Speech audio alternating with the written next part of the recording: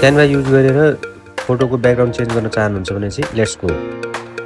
सुरुमा photo editing टुलमा जानु होला। त्यसपछि फोटो एडिटिङ टुलमा गइसकेपछि फोटो अपलोड गर्नु होला। आफूलाई चाहेको फोटो अपलोड गर्नु होला।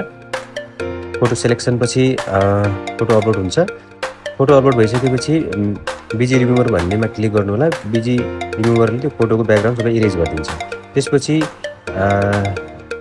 ब्याकग्राउन्ड एआई जेनेरेटर भन्ने हुन्छ। एआई जेनेरेटरमा आफूलाई चाहेको सिन लेख्न सक्नुहुन्छ। एआईमा चाहिँ नेचुरल सिन भनेर लेखेको छु, जेनेरेट गर्नु होला। जेनेरेट गरिसकेपछि एआईले 4वटा इमेज जेनेरेट गरिदिन्छ र त्यसमा फोटोको जस्ट पछाडि ब्याकग्राउन्डमा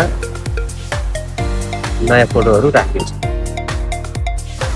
यी 4वटा मध्ये जुनसुकै पनि सेलेक्सन गर्न सक्नुहुन्छ तपाईँ। सेलेक्सन गरिसकेपछि हेर्न सक्नुहुला। त्यहाँको जुम गरेर पनि हेर्न सक्नुहुन्छ। जुम गरेर एकदम हाई स्ट्यान्डर्ड क्वालिटीमा आएको छ। र त्यसपछि डाउनलोड बटनमा क्लिक गर्नु होला र फाइल लोकेसन दिएर फाइल नेम दिएर सेभ बटनमा क्लिक गर्नु होला। र सेभ भइसकेको फोल्डरमा एकछिन जानेछौँ हामी।